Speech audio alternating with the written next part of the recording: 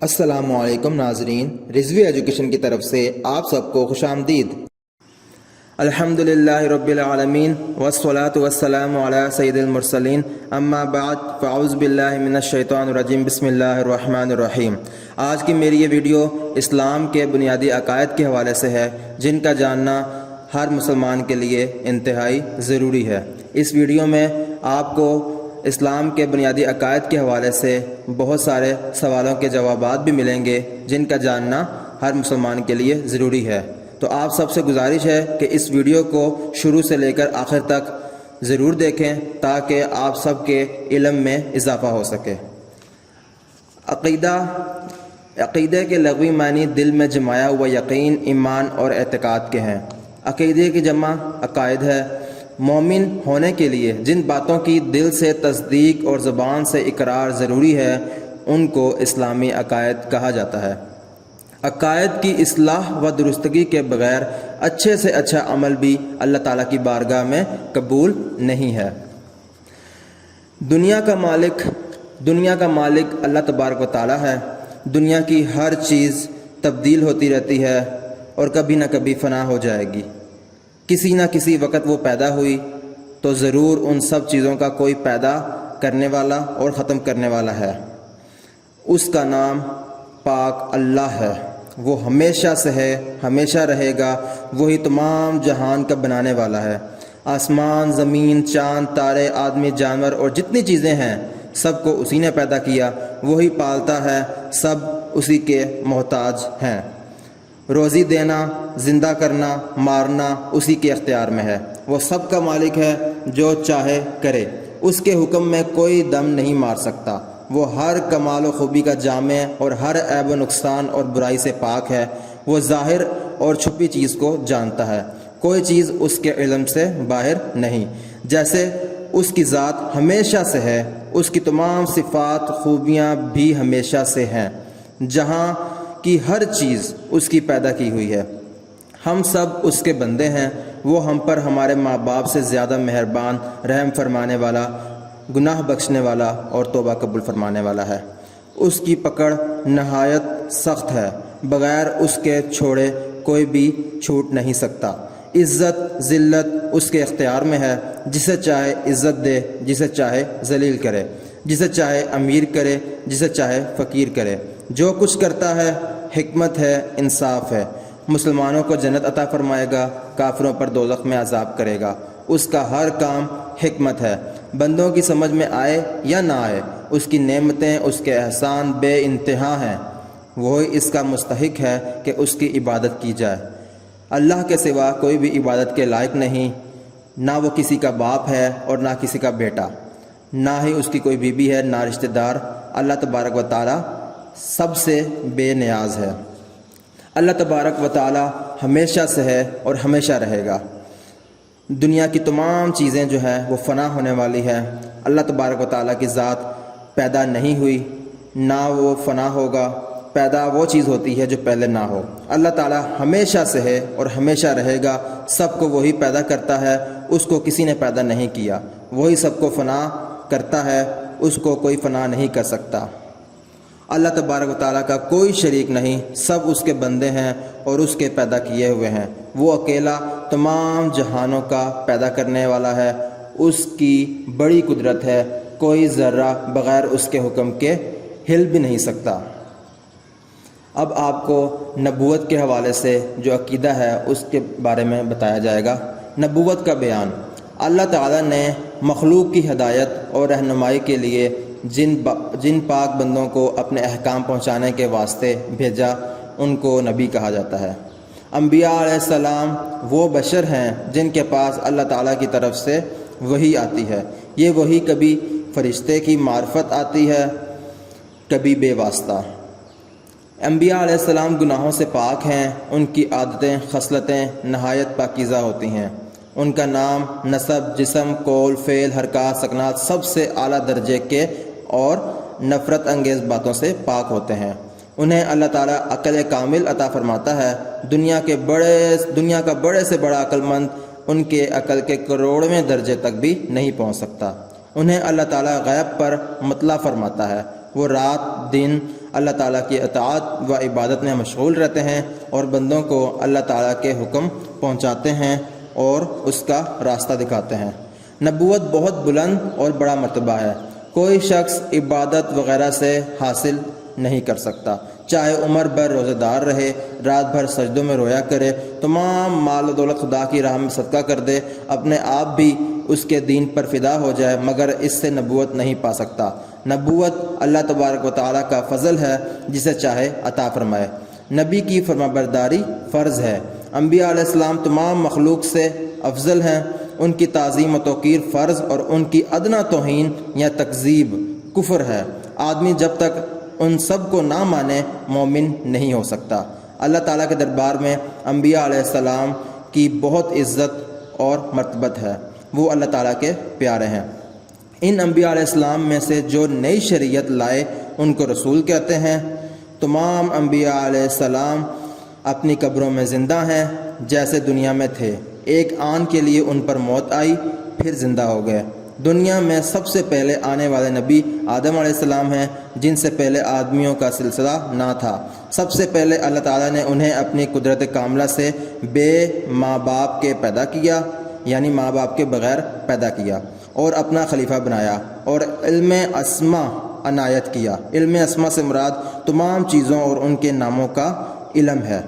ملائکہ کو یعنی فرشتوں کو ان کے سجدے کا حکم کیا، انہی سے انسانی نسل چلی، تمام آدمی انہی کی اولاد ہیں۔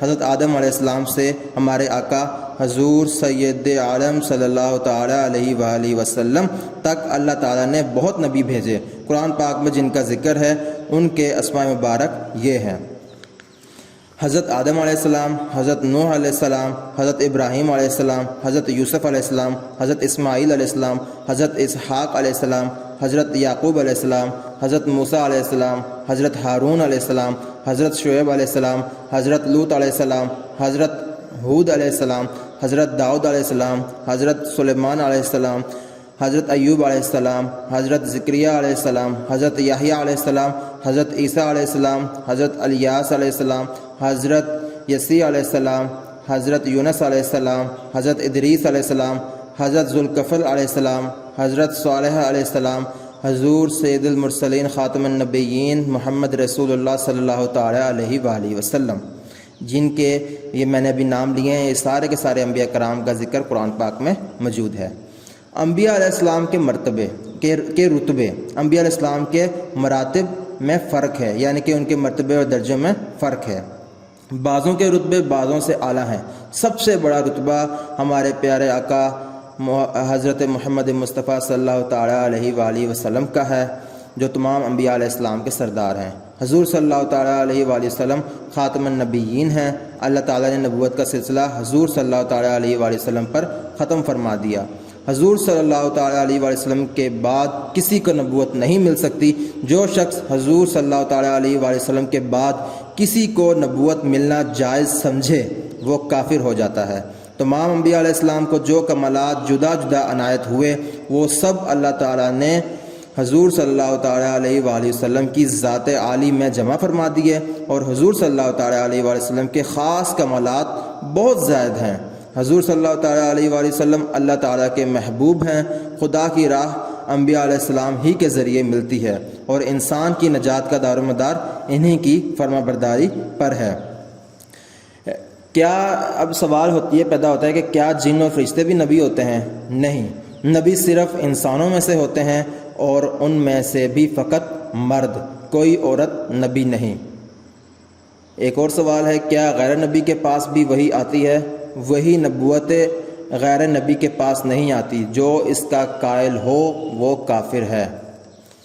ایک اور سوال، کیا انبیاء علیہ السلام کے سوا اور کوئی بھی معصوم ہوتا ہے؟ ہاں، فرشتے بھی معصوم ہوتے ہیں اور کوئی نہیں۔ معصوم کس کو کہتے ہیں؟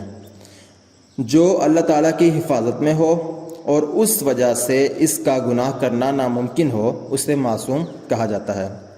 کیا امام اور ولی بھی معصوم ہوتے ہیں؟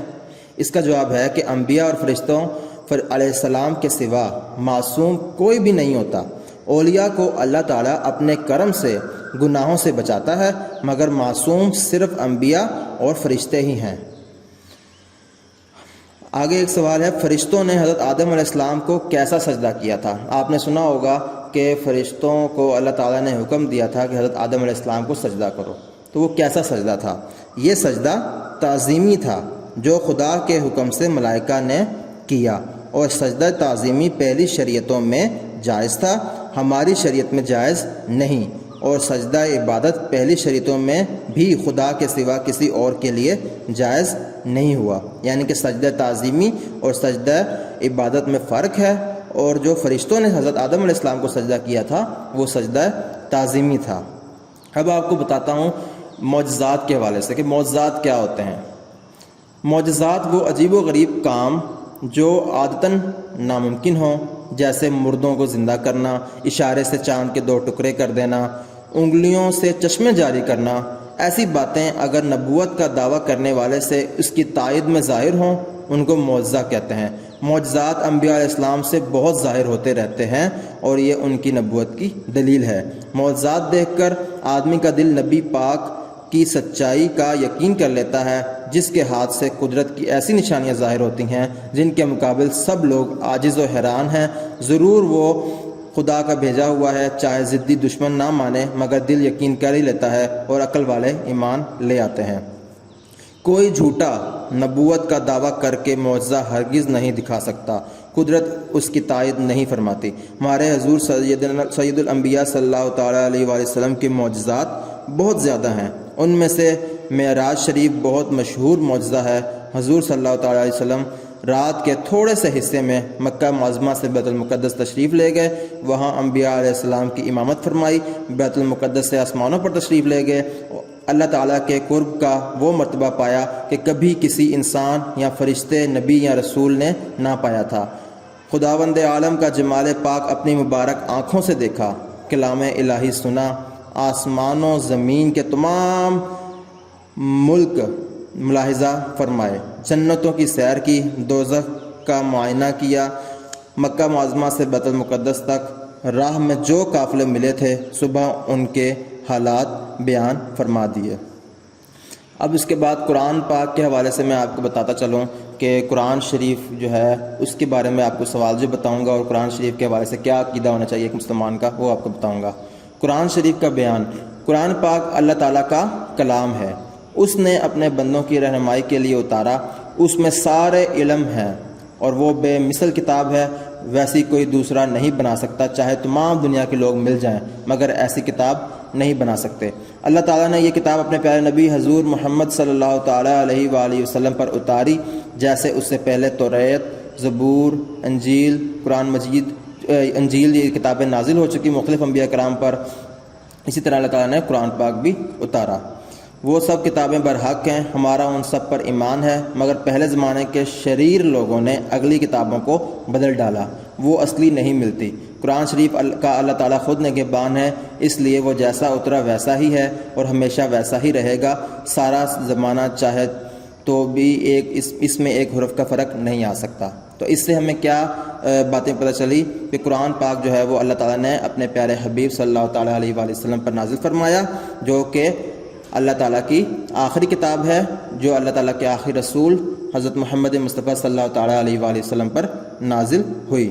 اس سے پہلے جو مشہور کتابیں نازل ہوئی تھی وہ توریت تھی جو حضرت موسیٰ علیہ السلام پر نازل ہوئی، زبور تھی جو حضرت داؤد علیہ السلام پر نازل ہوئی، انجیل تھی جو حضرت عیسیٰ علیہ السلام پر نازل ہوئی، اور سب سے آخر میں قرآن پاک ہمارے نبی صلی اللہ تعالیٰ علیہ وسلم پر نازل ہوئی۔ اور جو پچھلی کتابیں تھیں وہ اب اپنی اصل حالت میں موجود نہیں، ہم ان پر یقین رکھتے ہیں کہ وہ اللہ تعالیٰ کی کتاب ہیں، لیکن ان کتابوں کو جو ہے وہ ان کے ماننے والوں نے بدل دیا۔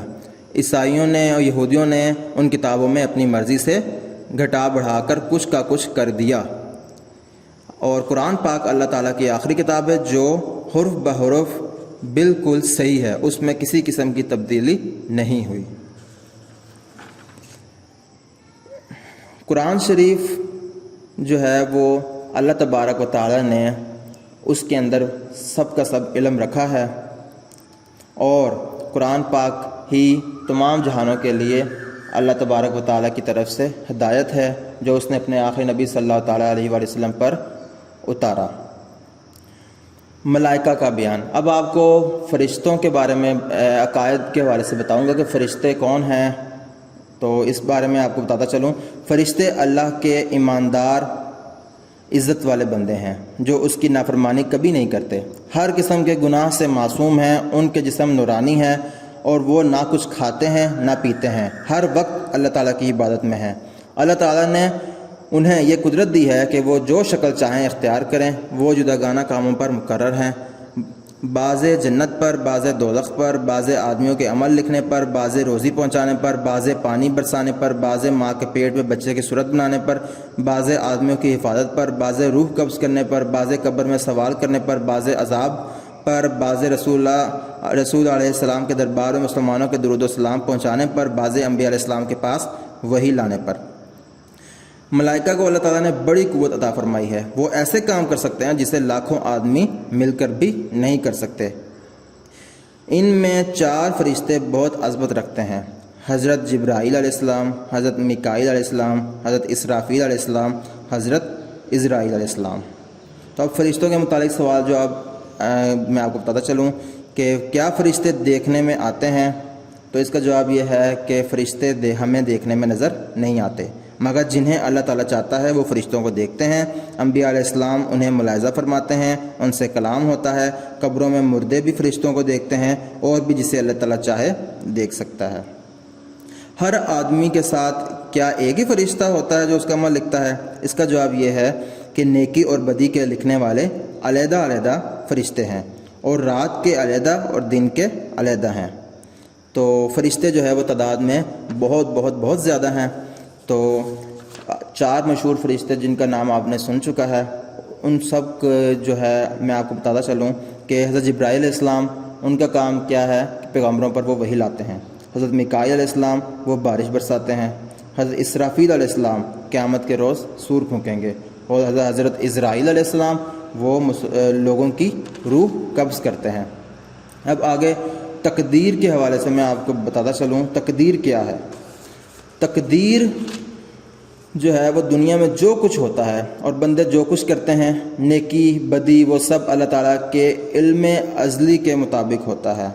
علم ازلی سے مراد خدا کا قدیم علم جو ہمیشہ سے ہے، جو کچھ ہونے والا ہے وہ سب اللہ تعالیٰ کے علم میں ہے اور اس کے پاس لکھا ہوا ہے۔ اب سوال ہے کہ کیا تقدیر کے موافق کام کرنے پر آدمی مجبور ہے؟ نہیں، بندے کو اللہ نے نیکی بدی کرنے کا اختیار دیا ہے، وہ اپنے اختیار سے جو کچھ کرتا ہے وہ سب اللہ تعالیٰ کے یہاں لکھا ہوا ہے۔ آگے ہے موت اور قبر کا بیان۔ اب اس حوالے سے ہمارا کیا عقیدہ ہونا چاہیے؟ سب مسلمانوں کو اس کا بھی جاننا ضروری ہے کہ ہر شخص کی عمر مقرر ہے، نہ اس سے گھٹے گی نہ بڑھے گی۔ جب وہ عمر پوری ہو جاتی ہے تو ملک الموت علیہ السلام اس کی جان نکال لیتے ہیں۔ موت کے وقت مرنے والے کے داہنے بائیں جہاں تک نظر جاتی ہے فرشتہ ہی فرشتے دکھائی دیتے ہیں۔ مسلمان کے پاس رحمت کے فرشتے، کافر کے پاس عذاب کے۔ مسلمانوں کی روح کو فرشتے عزت کے ساتھ لے جاتے ہیں اور کافروں کی روح کو فرشتے حقارت کے ساتھ لے کر جاتے ہیں۔ روحوں کے رہنے کے لیے مقامات مقرر ہیں، نیکوں کے لیے علیحدہ اور بدوں کے لیے یعنی برے لوگوں کے لیے علیحدہ، مگر وہ کہیں ہوں جسم سے ان کا تعلق باقی رہتا ہے، اس کی ایذا سے ان کو تکلیف ہوتی ہے۔ قبر پر آنے والے کو دیکھتے ہیں، اس کی آواز سنتے ہیں۔ مرنے کے بعد روح کسی دوسرے بدن میں جا کر پھر نہیں پیدا ہوتی، یہ جاہلانہ خیال ہے جو کہ ہندوؤں کے اندر اس کا رواج ہے۔ موت یہی ہے کہ روح جسم سے جدا ہو جائے، لیکن جدا ہو کر وہ فنا نہیں ہو جاتی۔ دفن کے بعد قبر مردے کو دباتی ہے، جب دفن کرنے والے دفن کر کے واپس ہو جاتے ہیں تو مردہ ان کے جوتوں کی آواز سنتا ہے۔ اس کے بعد 2 فرشتے زمین چیرتے آتے ہیں، ان کی صورتیں ڈراؤنی، آنکھیں نیلی کالی، ایک کا نام منکر اور ایک کا نام نکیر ہے۔ وہ مردے کو اٹھا کر بٹھاتے ہیں اور اس سے سوال کرتے ہیں۔ تو قبر میں جو 3 سوال ہوں گے وہ میں ابھی آپ کو بتانے لگا ہوں کہ فرشتے قبر میں کون سے 3 سوال کرتے ہیں۔ پہلا سوال تیرا رب کون ہے، دوسرا سوال تیرا دین کیا ہے، تیسرا سوال حضور صلی اللہ تعالیٰ علیہ وآلہ وسلم کی طرف اشارہ کر کے پوچھتے ہیں تو ان کے حق میں دنیا میں کیا کہا کرتا تھا؟ مسلمان جواب دیتا ہے میرا رب اللہ ہے، میرا دین اسلام ہے، اور یہ کہ یہ اللہ کے رسول صلی اللہ تعالیٰ علیہ وآلہ وسلم ہیں۔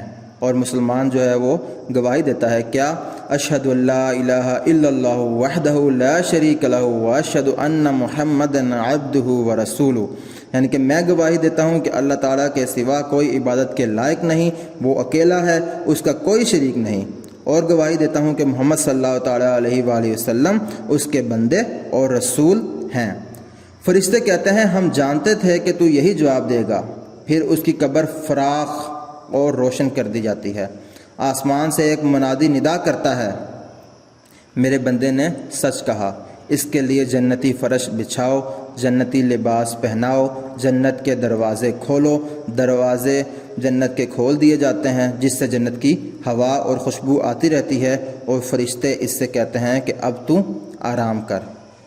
اور کافر جو ہیں، کافر ان سوالوں کا جواب نہیں دے سکتا۔ ہر سوال کے جواب میں کافر کہتا ہے میں نہیں جانتا۔ آسمان سے پھر ندا کرنے والا ندا کرتا ہے کہ یہ جھوٹا ہے، اس کے لیے آگ کا بچھونا بچھاؤ، آگ کا لباس پہناؤ، اور دوزخ کی طرف کا دروازہ کھول دو، اس سے دوزخ کی گرمی اور لپٹ آتی ہے۔ پھر اس پر فرشتے مقرر کر دیے جاتے ہیں جو لوہے کے بڑے بڑے وزنی ہتھوڑوں سے اسے مارتے ہیں اور عذاب کرتے ہیں۔ اب سوال یہ ہے کیا قبر ہر مردے کو دباتی ہے؟ تو اس کا جواب یہ ہے کہ انبیاء کرام علیہ السلام اس سے مستثنیٰ ہیں، یعنی کہ انبیاء کرام علیہ السلام اس میں شامل نہیں۔ ان کے سوا سب مسلمانوں کو بھی قبر دباتی ہے اور کافروں کو بھی، لیکن مسلمانوں کو دبانا شفقت کے ساتھ ہوتا ہے، جیسے ماں بچے کو سینے سے لگا کر چپٹائے، اور کافر کو سختی سے، یہاں تک کہ پسلیاں ادھر سے ادھر ہو جاتی ہیں۔ کیا کچھ لوگ ایسے بھی ہیں جن سے قبر میں سوال نہیں ہوتا؟ تو اس کا جواب یہ ہے کہ ہاں، جن کو حدیث شریف میں مستثنیٰ کیا گیا ہے، جیسے انبیاء علیہ السلام اور جمعۃ المبارک اور رمضان المبارک میں مرنے والے مسلمان۔ اب سوال یہ ہے کہ کیا قبر کا عذاب فقط کافروں پر ہوتا ہے یا مسلمانوں پر بھی؟ تو کافر تو عذاب ہی میں رہیں گے، اور بعض مسلمان گناہگار پر بھی عذاب ہوتا ہے۔ مسلمانوں کے صدقات، دعا، تلاوت قرآن اور دوسرے ثواب پہنچانے کے طریقوں سے اس میں کچھ کمی واقع ہو جاتی ہے، اور اللہ تعالیٰ کے اپنے کرم سے اس عذاب کو اٹھا دیتا ہے۔ بعض کے نزدیک مسلمان پر سے قبر کا عذاب جمعے کی رات آتے ہی اٹھا دیا جاتا ہے۔ اب ایک اور سوال آپ کے ذہن میں ہوگا کہ کیا جو مردے دفن نہیں ہوتے، کیا ان سے بھی سوال جواب ہوتے ہیں؟ تو اس کا جواب ہے ہاں، خواہ وہ دفن ہوں یا نہ ہوں، یا اسے کوئی جانور کھا جائے، ہر حال میں اس سے سوال ہوتا ہے۔ اگر قابل عذاب ہے تو عذاب بھی اس کو ہوگا۔ اور آخر میں حشر کے حوالے سے میں آپ کو بتاتا چلوں کہ حشر کے بارے میں ایک مسلمان کا کیا عقیدہ ہونا چاہیے۔ تو جیسے ہر چیز کی ایک عمر مقرر ہے، اس کے پورے ہونے کے بعد وہ چیز فنا ہو جاتی ہے، ایسے ہی دنیا کی بھی ایک عمر اللہ تعالیٰ کے علم میں مقرر ہے۔ اس کے پورا ہونے کے بعد دنیا فنا ہو جائے گی، زمین و آسمان، آدمی، جانور، کوئی بھی باقی نہ رہے گا۔